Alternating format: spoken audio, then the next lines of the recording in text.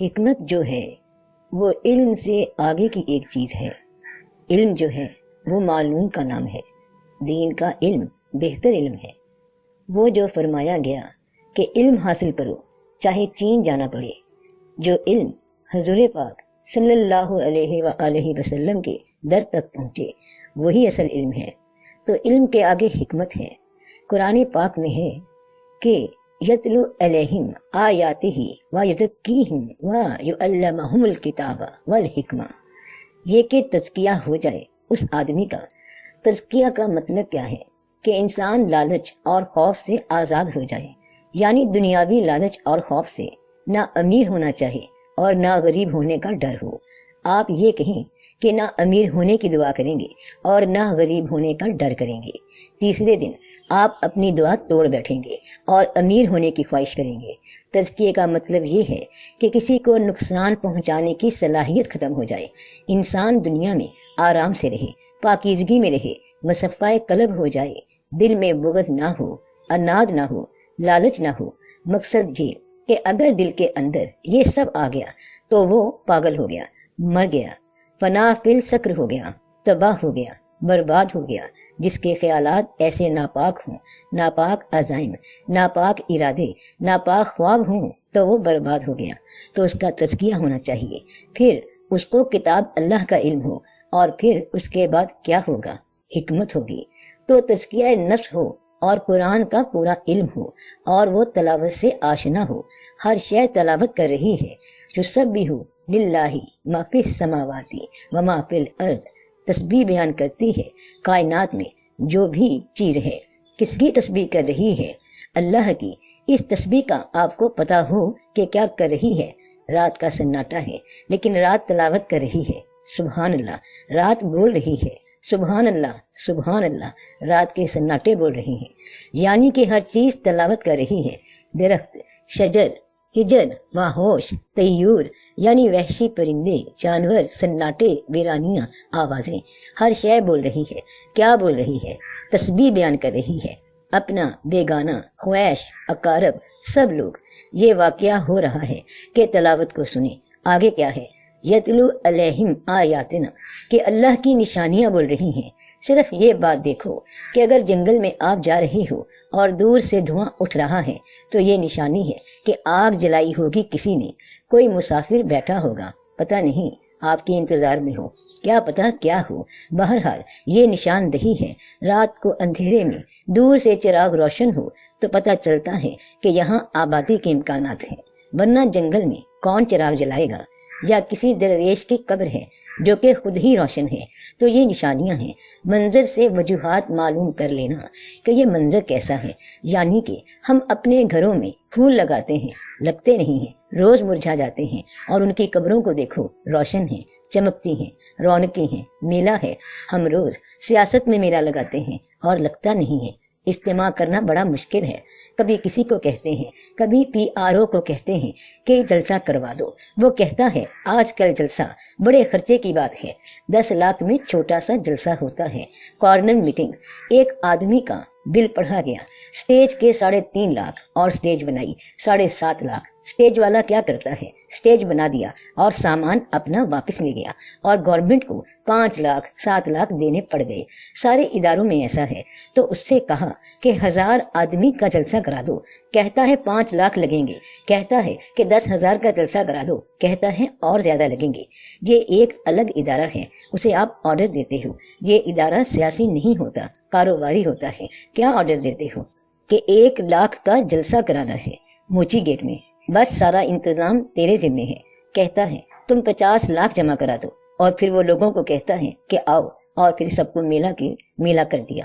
اور ادھر چاہے کوئی درویش ہو نہ ہو، فقیر نہیں ہے، ویسے ہی میلہ لگانا ہے، تو وہ جائے گا، ڈھول والے کو لائے گا، طبلے والے کو لائے گا، گانے والے کو لائے گا، سب کو لے آئے گا۔ پھر جو نتیجہ نکلے، ہر شے کا ایک ادارہ ہے۔ یہ ہیں اسپیسیفائڈ چیزیں۔ لیکن ان سب کے علاوہ جو نشانیاں ہیں، اگر کہیں روشنی ہو یا میلہ لگا ہو تو یہ اور بات ہے۔ یہ جو لوگ عام جلسہ کرتے ہیں وہ ہزاروں لاکھوں روپے لگاتے ہیں، مگر نہیں ہوتا، اور فقیروں کے ہاں بڑے جلسے ہوئے ہوتے ہیں۔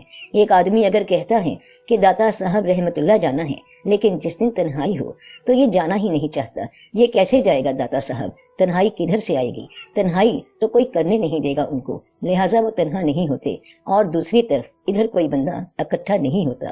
تو یہ اللہ والوں کے واقعات ہیں، نشانیاں ہیں۔ نشانیاں حاصل ہو جائیں، تلاوتیں حاصل ہو جائیں تو پھر سارا علم حاصل ہو جائے گا۔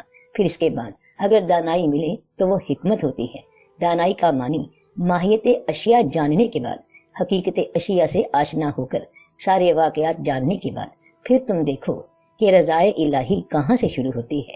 جہاں سے رضائے الہی شروع ہوتی ہے وہاں سے وزڈم شروع ہوتی ہے۔ دانائی میں، وزڈم میں، حکمت میں سارا دنیاوی علم ختم ہو جاتا ہے تو ساری چیز الٹ گئی۔ یعنی کہ انسان دعا کرتا ہے اپنی دنیا کو آباد کرنے کی، اور جب وہ دانائی میں جاتا ہے یا رضا میں جاتا ہے تو ہر شے اڑ جاتی ہے۔ بچوں کی جان بچانا یا بچے قربان کرنا، وَاسْتَعِینُوا بِالصَّبْرِ وَالصَّلَاةِ، اللہ سے مدد مانگو صبر اور نماز کے ساتھ۔ حکمت کی بات ہے، خالی نماز کی بات نہیں ہو رہی بلکہ یہ صبر کے ساتھ ہو۔ اب یہ الگ بات ہو گئی، خالی یہ نہیں کہ نماز پڑھ کے آئے گا مسجد کی اذان دے کر، بلکہ صبر والی صلاۃ ہو۔ تو مومن جو ہے اس کی نماز ہوتی ہے صلاۃ وذ صبر۔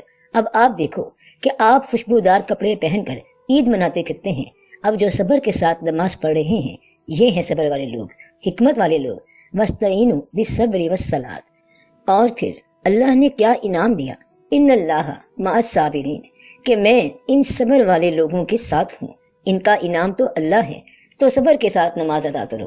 تکلیف میں نماز پڑھنے والے کا انعام کون ہے؟ اللہ۔ وَلَا تَقُولُوا لَمَنْ يَقْتُلْ فِي سَبِيلِ اللَّهِ أَمْوَاتًا بَلْ أَحْيَاءٌ، اور پھر دنیا داروں کو کہا یہ اگر میری راہ میں مر جائیں تو تم انہیں مردہ نہ کہو، یہ زندہ ہیں۔ یہ زندہ کیوں ہیں؟ کہتا ہے جو میرے ساتھ لگ گیا وہ زندہ ہی زندہ ہے۔ تو زندگی کیا ہے؟ اللہ کے ساتھ وابستہ ہونا زندگی ہے، اور خدا سے غافل ہونا موت ہے، چاہے یہ اسی زندگی کے اندر ہے۔ موت کیا ہے؟ غفلت من اللہ، اور زندگی کیا ہے؟ بیدار مع اللہ۔ زندگی کیا ہے؟ اللہ کے ساتھ ہونا، بیدار ہونا۔ موت کیا ہے؟ اللہ سے غافل ہونا، چاہے یہ اسی زندگی کے اندر ہو، چاہے آپ میلے کے اندر ہیں۔ اللہ تعالیٰ فرماتا ہے کہ ان لوگوں کی آزمائش دیکھو، غور کرو، یہ درجے کیوں ہیں، یہ صاحبان حکمت کیوں بنے ہیں۔ ان لوگوں کو میں نے آزمایا ہے خوف سے۔ اگر آپ لوگوں کو اپنا خوف معلوم ہو تو آپ کو اپنا نام پتہ چل جاتا ہے کہ آپ کون ہیں۔ کہتا ہے بڑا خوف ہے، ڈی ویلیویشن ہو گئی، بینک میں پڑے پیسے کم ہو گئے۔ اب یہ آدمی کون ہے؟ کاروباری بندہ ہے، اس کا خوف کیا ہے؟ پیسہ۔ خوف سے انسان کا مرتبہ پتہ چل جاتا ہے۔ کہتا ہے مجھے یہ خوف ہے کہ ہم مر نہ جائیں۔ یہ خوف کوئی ذاتی قسم کا ہے۔ خوف یہ بھی ہے کہ ملک پاکستان کہیں آگے پیچھے نہ ہو جائے۔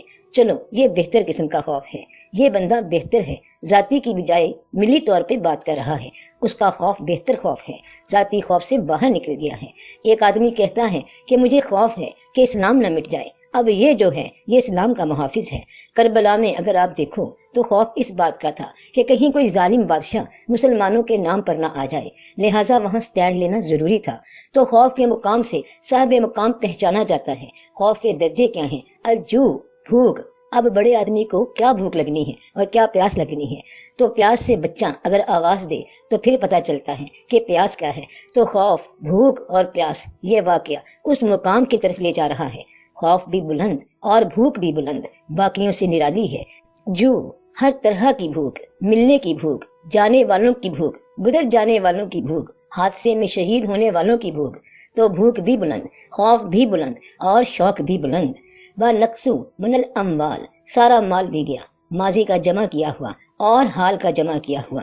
یعنی کہ اگر وطن سے بے وطنی ہو جائے تو مال تو گیا۔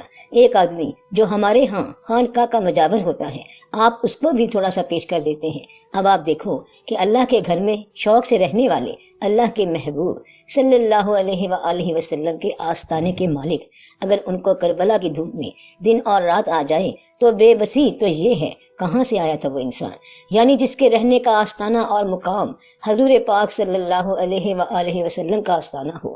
مالک ہیں آستانے کے اور اللہ کے آستانے کے بھی مالک ہیں، دونوں کے مالک ہیں۔ ان کو وہاں سے نکال کر اس بے وطنی کے سفر میں لے آئے، اس لمبی مسافرت میں لے آئے، تو پھر پتہ چلتا ہے کہ مقام کیا ہے۔ بات سمجھ آئی؟ بھوک، مال کا نفس اور جان۔ اب دیکھو کہ جان بھی کیسی کیسی قربان ہوئی، بڑے سے بڑے اور چھوٹے سے چھوٹے جان جا رہی ہے۔ بس ثمرات، محفوظ کیا ہوا پھل، پکا ہوا پھل، یعنی کہ جو پھل پکا ہوا ہے اس کا قبل از وقت بے وقت ضائع ہو جانا۔ اللہ کیا کہتا ہے، میں نے آزمایا یا آزماؤں گا۔ اب یہاں پر کیا ہے، یہ اللہ آزما رہا ہے۔ اگر کوئی انسان آزمائے تو کیا کریں گے، کیا فائٹ کریں گے؟ اب پتہ لگ گیا کہ یہ تو اللہ کر رہا ہے۔ وہ بشر صابرین، اور صبر والے کیا ہیں؟ اذا اصابتہم مصیبت، جب ان پر کوئی مصیبت آتی ہے تو کیا کہتے ہیں؟ ان للہ و انا الیہ راجعون، ہم اللہ کی طرف سے آئے ہیں، ادھر ہی جانا ہے، ہمارا دنیا میں ہے ہی کیا؟ اصلی مسافرت یہاں سے شروع ہوتی ہے کہ ہم ادھر سے آئے ہیں، ادھر ہی جانا ہے، یہاں ہمارا ہے ہی کیا؟ یعنی اس نے بھیجا سفر پر اور اس نے بلا لیا سفر سے، ہمارا ہے ہی کیا؟ یہ ہمارا کیا ہے سے کیا مراد ہے کہ اپنے تعلقات سے لا تعلق ہو گئے۔ کہتا ہے آپ کا بیٹا گیا، کہتا ہے اس نے بھیجا ہے، بیٹا ادھر ہے تو میں بھی ادھر، اس نے بلایا ہے تو جا رہے ہیں۔ یہ نہیں کہتا کہ چھوڑ کے جا رہا ہوں، کہتا ہے بلانے والوں کے پاس جا رہا ہوں، بھیجنے والے کے پاس جا رہا ہوں۔ چھوڑنا تو تب ہے جب تم مال کے مالک ہو، گویا کہ مال کا مالک ہونے کا احساس بھی یہاں رہ گیا۔ ایسے لوگوں پر اللہ کی طرف سے سلام ہے، اور یہ لوگ ہدایت یافتہ ہیں۔ ادھر سے ہدایت کب ہوگی اور یہ حکمت کہاں سے ملے گی؟ حکمت کربلا سے ملے گی۔ اگر کربلا کا ہیڈ کہا جائے علی علیہ السلام کو تو حکمت علی علیہ السلام سے ملے گی، اور اگر علی علیہ السلام کو نبی صلی اللہ علیہ وآلہ وسلم کے علم کا دروازہ کہا جائے تو پھر کہاں سے ملے گی؟ نبی صلی اللہ علیہ وسلم کی حکمت علی علیہ السلام کے ذریعے، تفسیر کہاں ہے؟ کربلا کے ذریعے۔ اور آج کل تو صرف سوالات ہی سوالات ہیں، بس ایسے ہی باتیں ہیں، تو وزڈم وہاں سے ملے گی، اور وزڈم کا یہ طریقہ ہے۔ تو اللہ تعالیٰ نے بتایا کہ بڑوں کی بڑی قربانی، اور تمہارے لیے تو اللہ نے یہ کہا ہے کہ روزہ رکھا ہے تو میں اس کا انعام ہوں۔ مطلب یہ ہے کہ یہ ہے اصل وزڈم۔ تمہارے لیے روزہ رکھنا بہتر ہے، تمہارے لیے بہتر ہے نماز پڑھنا۔ جتنے جتنے درجے ہیں، جوں جوں درجات طے کرو گے پھر اور بات آ جائے گی۔ تو دانائی کیا ہے؟ دانا کی تابع داری اور حکمت والے کی تابع داری۔